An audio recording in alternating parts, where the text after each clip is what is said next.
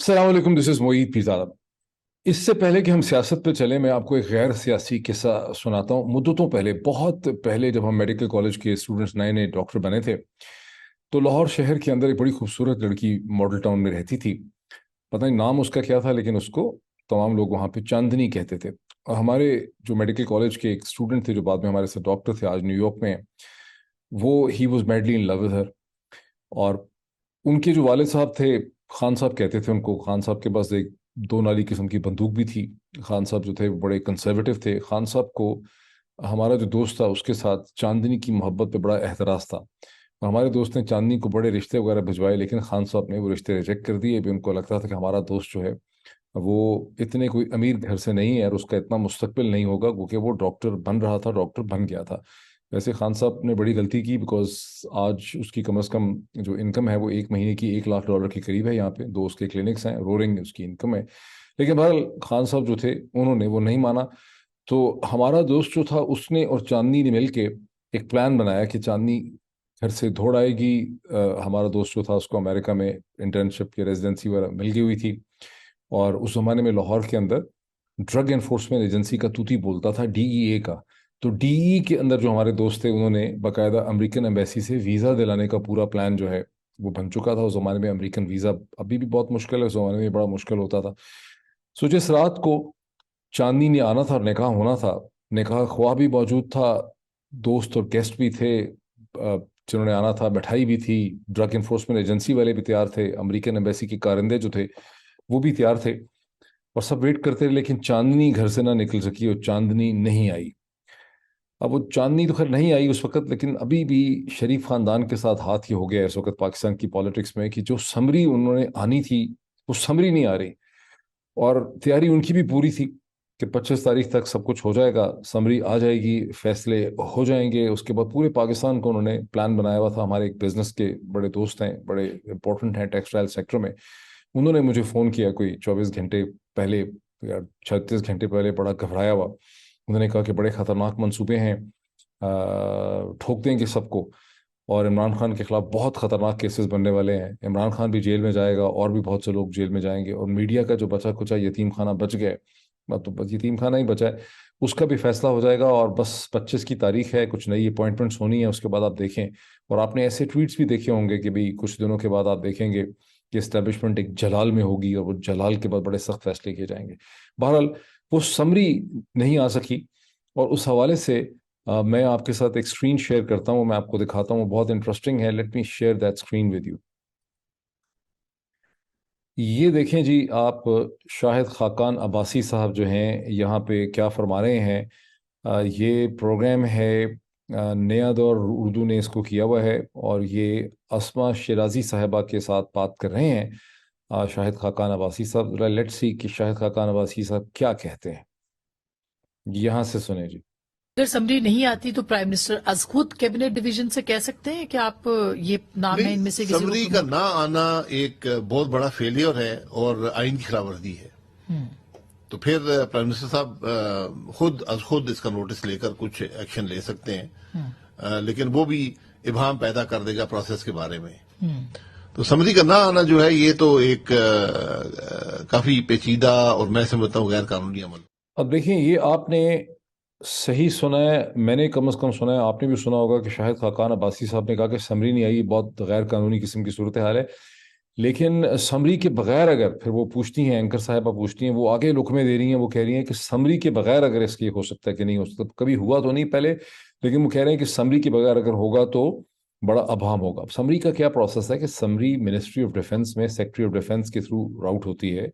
उसे army chief जो है वो साइन करते हैं, वो जीएचक्यू से चलती है।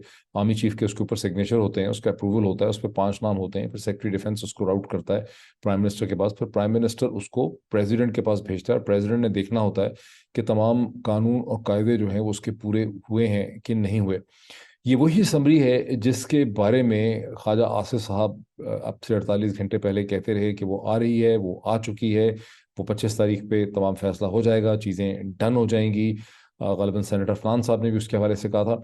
लेकिन वो समरी नहीं आई। बाज़ लोग कहते हैं कि समरी आके वापस चली गई है, लेकिन चांदनी की तरह वो समरी जो है वो नहीं आ सकी। और समरी के बाद जो सारे फैसले करने थे, वो फैसले जो हैं वो नहीं हो पा रहे।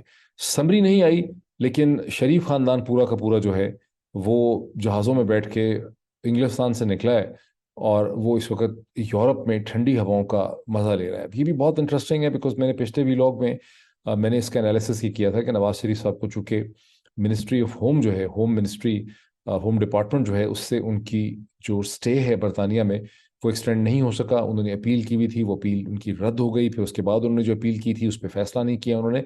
तो वो अब एक री एंट्री वीज़ा लेने के लिए बाहर निकले हैं। री एंट्री वीज़ा लेके 10-12 दिनों में वापस आएंगे। लेकिन अभी जो सारी सूरत हाल डेवलप कर रही है, उस पर जो लोगों के कमेंट हो रहे हैं, उस पर मुझे भी कुछ थोड़ा सा शक होने लग गया है कि शायद नवाज शरीफ साहब के हकीकत तो ये है कि वैसे तो जब से ये तस्नीम हैदर शाह ने अपनी कंप्लेंट्स और पिटिशंस की हैं मेट्रोपॉलिटन पुलिस के सामने, अभी तक मेट्रोपॉलिटन पुलिस की तरफ से कोई बाकायदा इन्वेस्टिगेशन, इंक्वायरीज या कार्रवाई का आगाज तो हुआ नहीं।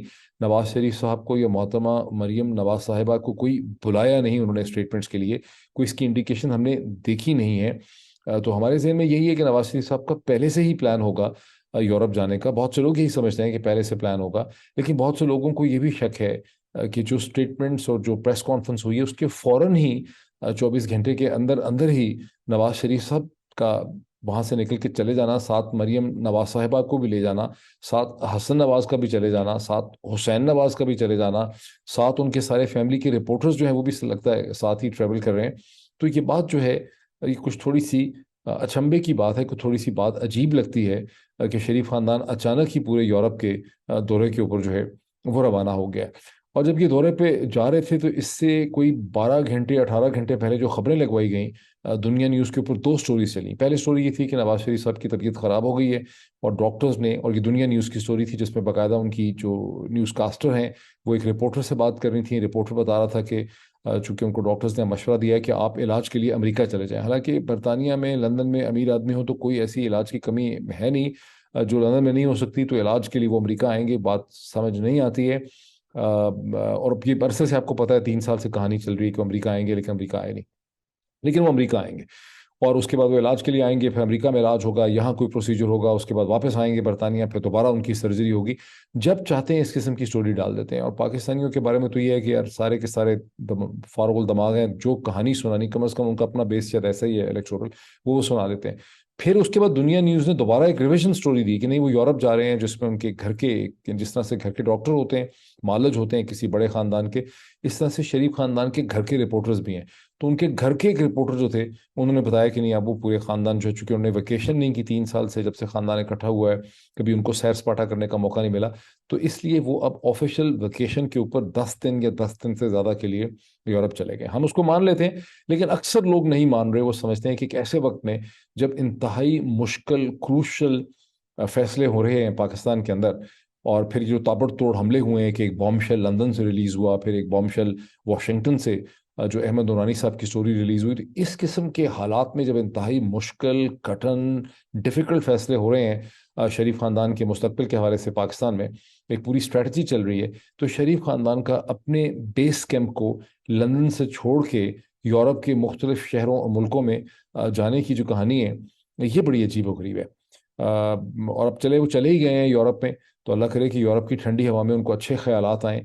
और मुझे उम्मीद है कि जब नवाज शरीफ साहब यूरोप में घूमे फिरेंगे, इटली जाएंगे, फ्रांस जाएंगे, ग्रीस जाएंगे, तो जगह जगह थोड़ी सी हिस्ट्री भी बंदा पढ़ लेता है। साथ एक आपको पता है टूरिस्ट गाइड होती है, किताबें मिलती हैं, ट्रैवल गाइड्स वगैरह, तो उसमें हर शहर की एक हिस्ट्री लिखी होती है। और अगर नवाज शरीफ साहब वो थोड़ी थोड़ी सी हिस्ट्री पढ़ेंगे तो उनको पता चलेगा कि यूरोप के हर शहर में बादशाह होता था, प्रिंस होते थे, शहनशाह थे, एम्पायर्स थी, फिर वो ख़त्म हो गई हैं। तो जिस तरह से वो ख़त्म हो गई हैं, इस तरह पाकिस्तान में भी लोग समझते हैं कि वो जो शाही खानदान है उसकी हुकूमत ख़त्म होनी चाहिए और अब एक जेन्युइन डेमोक्रेसी जो है वो पाकिस्तान में आनी चाहिए। समरी क्यों नहीं आ रही? मुझे एक फ्रेंड जो है, बहुत ही क्रेडिबल फ्रेंड हैं, गैर सियासी फ्रेंड हैं, एक्स आर्मी हैं, ताल्लुकात बहुत उनके हैं इस्टेब्लिशमेंट के अंदर सीनियर मोस्ट लेवल्स के ऊपर, उन्होंने मुझे ये बताया इंतहाई कॉन्फिडेंस में, उन्होंने कहा आप बता सकते हैं इस चीज़ को कि गुज़िश्ता 24 या 36 घंटों में 7 सीनियर मोस्ट ऑफिसर्स हैं, उन्होंने जनरल बाजवा से अलहदा या इकट्ठे, एक एक दो ने या अलग से, उन्होंने मुलाकात की और उन्होंने जनरल बाजवा को अपना माइंड दिया है और उन्होंने जनरल बाजवा से अपनी डिस्कशन की है नेक्स्ट आर्मी चीफ के हवाले से उन्होंने ये तो नहीं कहा कि मुझे बनाए या मेरे दोस्त को बनाए या फलां को बनाए, लेकिन उन्होंने एक सर्टन पर्सपेक्टिव जो है वो जनरल बाजवा के सामने रखा है कि नेक्स्ट आर्मी चीफ जो है उसके सामने किस किस्म के चैलेंजेस हैं, नेक्स्ट आर्मी चीफ के अंदर किस किस्म की कैपेबिलिटीज़ होनी चाहिए, उसकी किस किस्म की प्रोफाइल होनी चाहिए, नेक्स्ट आर्मी चीफ को कंट्रोवर्शियल नहीं होना चाहिए। और उन्होंने जनरल बाजवा के सामने एक पूरा व्यू रखा है कि इस वक्त जो नेक्स्ट आर्मी चीफ होगा उसकी बहुत बड़ी है जो जिम्मेदारियां होंगी। उसने अफवाज पाकिस्तान को, आर्म फोर्सेस ऑफ पाकिस्तान को, ये जो कि इंतहाई मतनाज़ा किस्म की सूरत हाल है, जो कंट्रोवर्सी है जो मार्च और अप्रैल के बाद से 8 महीने से पैदा हुई है, जो तनाव की कैफियत है, जो खिंचाव है सिविल सोसाइटी के साथ, पाकिस्तान की अर्बन एलीट के साथ, इंटेलिजेंसिया के साथ, इससे आर्मी चीफ जो आएगा उसने अफवाज पाकिस्तान को इसमें से निकालना है। और जो ट्रस्ट और जो रिस्पेक्ट का रिलेशनशिप रहा है गुज़िश्ता 30-40 बरस में, उसको रिस्टोर करना है। और बहुत ज़्यादा चीज़ें जो हैं वो ख़राब हो चुकी हैं। तो इन सातों के सातों ऑफिसर्स जो हैं, मुझे कम अज़ कम ये बताया गया है कि उन्होंने जनरल बाजवा के साथ के ऊपर उन्होंने ये चीज़ जो है वो इम्प्रेस अपॉन की है, एंड दैट मेक्स सेंस। और मैं आपको एक और भी जब ट्वीट दिखा ही रहा हूँ तो मुझे let me show you something else, और ये भी बहुत इंपॉर्टेंट है। यहाँ पे इसको छोड़ देते हैं, शेख रशीद साहब का मैं आपको अगर दिखा सकूँ, एम आई शोइंग यू? हाँ, देखिए शेख रशीद साहब का पढ़ लेते हैं कि उन्होंने क्या कहा। उन्होंने कहा जब तक नए आर्मी चीफ की तैनाती का मसला हल नहीं होता सियासत में ठहराव नहीं आएगा। राना सनाउल्लाह का बयान कि बगैर असम्बली के भी नया आर्मी चीफ तैनात करेंगे खतरे की घंटी है। वजीर दाखिला के बयान से वाज़ेह है कि सब कुछ अच्छा नहीं है, सब एक पेज पे नहीं है, खुद ही असासों के रिकॉर्ड को लीक करवाते हैं, खुद ही तहकीकात का हुक्म दे देते हैं। इशारा बड़ा क्लियर है। उन्होंने डार साहब के ऊपर, इसाक डार साहब के ऊपर ये उन्होंने भपती कसी है। और इसाक डार साहब ने, दूसरी तरफ से लोग ये समझते हैं कि इसाक डार साहब ने जब ये कहा है फैक्ट फोकस फैक्ट की स्टोरी आने के बाद, अहमद उरानी साहब के बाद कि इसकी इन्वेस्टिगेशन होनी चाहिए कि कैसे लीक हुआ है, तो दर हकीकत उन्होंने उस लीक की ऑथेंटिसिटी को उन्होंने एक तरह से कंफर्म कर दिया है जो कि फेडरल बोर्ड ऑफ रेवेन्यू से लीक हुआ है। और कोई ऐसा बेवकूफ़ नहीं है इस्लामाबाद में जिसको ये एहसास ना हो, कम अज़ कम सरकार में, ब्यूरोक्रेसी में, कि फेडरल बोर्ड ऑफ रेवेन्यू से अगर आर्मी चीफ का स्टेटिस्टिक्स और डाटा और उनके टैक्स रिकॉर्ड जो नहीं लीक होने चाहिए, किसी के भी नहीं होने चाहिए, लेकिन अगर आर्मी चीफ के लीक हो गए तो जाहिर है कि ये बहुत हाई लेवल पे कोऑपरेशन या कोलैबोरेशन हुई है, वरना ये लीक हो नहीं सकते थे अब तक। तो फिर पता नहीं कितने लोग जो हैं वो उठा लिए जाते। तो ये है, ये पढ़, ये बहुत इंपॉर्टेंट है। इसमें इंपॉर्टेंट चीज़ ये है कि राना सनाउल्लाह भी ये कह रहे हैं, और अब इसमें शाहिद खाकान अब्बासी साहब भी आपने सुन लिया कि वो भी यही कह रहे हैं। अब मैं आपको वो चीज़ दिखाता हूँ जिसकी खातर मैं स्क्रीन शेयर करना चाह रहा था। इसको देखें, ये मैंने तो कोट ट्वीट किया है, लेकिन बेसिक चीज़ है कि जो आरिफ हबीब लिमिटेड ग्रुप है, जो पाकिस्तान का एक बहुत बड़ा इंडस्ट्रियल और फाइनेंस सर्विसेज का ग्रुप है, जो पाकिस्तान के रियल एस्टेट में भी इन्वेस्टेड है, जो पाकिस्तान के सीमेंट के अंदर भी इन्वेस्टेड है, पाकिस्तान की इंडस्ट्री और मैन्युफैक्चरिंग में भी इंटरेस्टेड है, और इसी तरह ट्रेजरी मार्केट जो है, जो फाइनेंस मार्केट है, फाइनेंशियल मार्केट्स हैं, उसमें भी इन्वेस्टेड है। और ये ग्रुप जो है, ये कुछ कुछ दिनों के बाद तकरीबन हर हफ्ते या हर पीरियोडिकली अपनी एक मुख्तलिफ किस्म की फाइनेंशियल डाटा की रिपोर्ट्स निकालता है। और ये जो इनकी रिपोर्ट है जिसका बहुत चर्चा हो चुका है, ये रिपोर्ट का ग्राफ अगर आप देखें तो ये ग्राफ क्लियरली शो करता है। ये मैं आपको दिखाता हूँ पॉइंट, ये देखिए, ये है मार्च 2022, और ये ग्राफ शो कर रहा है पाकिस्तान की जो रिस्क है, हिस्टोरिकल ट्रेंड है पाकिस्तान का। ये हर मुल्क का होता है हिस्टोरिकल ट्रेंड कि उसके डिफॉल्ट करने के चांसेस जो है रिस्क के कितने हैं। ये जहां मैं घुमा रहा हूँ माउस को, ये मार्च 2022 में आप देख सकते हैं कि ये 10% है, और ये 10% से नीचे है। सो 5 to 7% बताया जाता है कि मार्च 2022 में पाकिस्तान का रिस्क का जो डिफॉल्ट था वो 5 से 7% था। उसके बाद उसने बढ़ना शुरू किया, और वो जो था वो 30% से ज़्यादा हो गया जुलाई और अगस्त में। उसके बाद थोड़ा सा वो नीचे आया, और अब उसके बाद ये करके जा रहा है ऊपर। ये देखें, ये अक्टूबर में ये किस तरह से ऊपर जा रहा है। इसके तो लगता है ऐसे बिल्कुल कि इस तरह की कोई गन्स ऑफ नेवरॉन की एक पहाड़ी मैंने इस तरह से देखी थी, कमांडोज ऊपर चढ़ के जा रहे थे। ये कमांडो एक्शन करके ये 93% पे ये पाकिस्तान का जो रिस्क डिफॉल्ट है वो पहुंच चुका है। इसको स्टॉप शेयरिंग करते हैं। सूरत हाल ये है कि हज़ारों की तादाद से हर दिन या हर हफ्ते टेक्सटाइल इंडस्ट्री के वर्कर्स फैसलाबाद में, गुजरांवाला में, समड़ियाल में, सियालकोट के अंदर, कराची के अंदर, लाहौर के अंदर अनएम्प्लॉयड हो रहे हैं। और ये जो यतीम खाने का मीडिया है वो उसको रिपोर्ट नहीं कर पा रहा। और सूरत हाल ये थी कि 2018 में भी ऐसी सूरत हाल थी जब इमरान खान की जो कंडेम्ड गवर्नमेंट है उसने चार्ज संभाला। उसके बाद 2019 में पेंडेमिक भी हुआ। और उसके बाद उस हुकूमत ने कुछ इस तरह से एहतमाद की फ़ज़ा बहाल की और इस तरह से इंडस्ट्रियल ग्रुप्स को उकसाया या उनको एहतमाद दिया और इस किस्म की पॉलिसीज इख्तियार की कि फैसलाबाद जो पाकिस्तान का मानचेस्टर जिसको कहा जाता था, जो इंडस्ट्रियल शहर है, उसमें वर्कर्स की कमी महसूस होने लगी। इतनी ज़्यादा एक्सपोर्ट हो रही थी कि वर्कर्स की कमी महसूस होने लगी। अब एक्सपोर्ट्स भी डाउन है, वर्कर्स अनएम्प्लॉयड हैं, रेमिटेंसेस में कमी आ रही है। ये इकोनॉमी की वो सूरत हाल है जिससे सेठ भी परेशान है, कॉर्पोरेट लीडर्स भी परेशान है, बैंकर्स भी किसी हद तक परेशान है, शहरी भी परेशान है, सिविल ब्यूरोक्रेसी भी परेशान है, फेडरल बोर्ड ऑफ रेवेन्यू वाले भी परेशान है, एयरलाइंस वाले भी परेशान है। अगर इस सूरत हाल से सीनियर आर्मी ऑफिसर्स, जनरल साहिबान जो हैं वो परेशान है, तो आखिर वो भी पाकिस्तानी है और उनकी भी बड़ी जिम्मेदारी है। उनको भी आगे नज़र आ रहा है कि क्या सूरत हाल जो है वो डेवलप कर रही है, वो भी परेशान हैं। But let me conclude this by reminding you certain things, जो मैं पहले कह चुका हूँ कि जो नए आर्मी चीफ हैं उनके ऊपर बहुत जिम्मेदारी होगी, उनको बड़ा इंपॉर्टेंट रोल प्ले करना है। ये ऑलमोस्ट एक इंसान के लिए बड़ी डिफिकल्ट सिचुएशन है एक एग्जेक्टिव के लिए पूरी करने के लिए, लेकिन उनको वो पूरा करना है। उनको ये जो पोलराइजेशन है between the politics and the arm forces, उसे ख़त्म करना है। ये जो पोलराइजेशन पैदा हो गई है between the civil society, between the urban intelligentsia and the arm forces, इसे उन्हें ख़त्म करना है। ये जो वीडियो की गेम खेली जा रही है, जैसे डॉक्टर डॉक्टर की बचपन में लोग गेम खेलते थे, डॉक्टर नर्स के डॉक्टर डॉक्टर, ये जो एक खातून है जिन्होंने पाकिस्तान के और अफसरों को भी आदत डाल दी है वीडियो गेम्स खेलने की, ये वीडियो गेम्स को भी ख़त्म करना है, एतमाद को बहाल करना है। और दो तीन मैं पॉइंट्स आपको बता दूं कि जिस शहर में मैं हूँ वहाँ पर इंडियन लॉबी बहुत तेज़ी से काम कर रही है। अमेरिकन कांग्रेस के अंदर पाकिस्तान के खिलाफ एक, बेसिकली पाकिस्तान की आर्मी के खिलाफ, आर्म फोर्सेस पाकिस्तान के खिलाफ एक कानून लाने के लिए, और अगर वो कानून पास हो जाता है तो उसे पाकिस्तान जो है उसमें उसके ऊपर ह्यूमन राइट वायलेशन और जीनोसाइड का इल्ज़ाम जो है वो लग सकता है। इसके ऊपर बहुत ज़्यादा मसाला तैयार है और इसके ऊपर बहुत ज़्यादा पॉलिटिकल वर्क हो रहा है।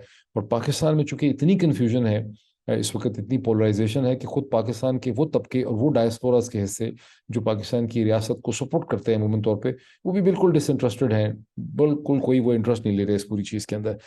अच्छा, दूसरी तरफ से ये है कि जो बहुत कम पाकिस्तान में, चूंकि इस वक्त ऐसी सूरत हाल है कि किसी को अंदाज़ा ही नहीं है, हम सबको भी अंदाज़ा नहीं है, लेकिन फैक्ट है, मैं आपको बताने लगा हूँ कि आज़ाद कश्मीर में, जहाँ हम कभी सोचते भी नहीं थे कि वहाँ पर कोई आज़ादी की तहरीक, कोई इंसर्जेंसी की कैफियत हो सकती है, वहाँ आज़ाद कश्मीर के बहुत से इलाकों के साथ ऐसी खबरें आ रही हैं, जैसे रावलाकोट है, कि वहाँ पर हिंदुस्तानियों ने एक इंडिपेंडेंट कश्मीर के हवाले से जो एक मूवमेंट को उन्होंने इन्वेस्ट किया है और खड़ा किया है, वो जोर पकड़ती चली जा रही है।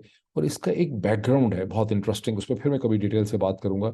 2025 जो है वो आरएसएस की, राष्ट्रीय स्वयं सेवक संघ, जो इडियोलॉजिकल सेंटर है, जो सेंटर ऑफ ग्रेविटी है बीजेपी की पूरी मूवमेंट का, वो आरएसएस की 100th एनिवर्सरी होगी, उसकी सालगिरह होगी 2025 में। पाकिस्तान के एक बहुत ही सीनियर डिप्लोमेट ने आज से 2-3 बरस पहले मुझे एक डिनर में वो मिले, यूएस एम्बेसी के डिनर में, तो साइड पे मुझे कहने लगे कि पाकिस्तान में किसी को एहसास नहीं है कि जब आरएसएस की 100th सेलिब्रेशन होगी, एनिवर्सरी, तो आरएसएस ने हिंदुस्तान को, बीजेपी ने आरएसएस को, नरेंद्र मोदी ने आरएसएस को और अपने पूरे वोट बैंक को कोई तोहफा देना है। और वो तोहफा जो है उसकी शक्ल आज़ाद कश्मीर के गिलगित बल्तिस्तान की शक्ल में भी हो सकती है। इस मसले को उठाया जाएगा। ये भी 2022 के हम नवंबर में है, ये आज से कम 2-2.5 बरस पहले उन्होंने मुझे कहा था। और ये वो डिप्लोमेट हैं जो पाकिस्तान के फॉरेन सेक्रेटरी भी रह चुके हैं और पाकिस्तान के हर की एरिया के अंदर वो पाकिस्तान के हाई कमिश्नर या एम्बेसडर रहे हैं, हिंदुस्तान में रहे हैं, चीन में रहे हैं, अमेरिका में रहे हैं और भी पता नहीं शायद रशिया में भी रहे हैं। यूनिक डिस्टिंक्शन उनकी है। उन्होंने मुझे ये उस वक्त वार्न किया था। तो ये वो सारे चैलेंजेस हैं जो खड़े हो रहे हैं, और भी बहुत से हैं जो मैंने इसका जिक्र नहीं किया, जिसके दरमियान में समरी नहीं आ रही है। और वो समरी, हमें तो यही पता चला है कि समरी आएगी 27 तारीख को विद दिस ऑल इम्प्लीकेशंस। तो शरीफ खानदान की भी क्या प्लानिंग होती है बिटवीन नाउ, यानी 22 तारीख से लेके 27 तारीख के दरमियान में शरीफ खानदान ने क्या करना है यूरोप से, ये अब देखना है, ये भी हमें पता नहीं है। Let's see what happens.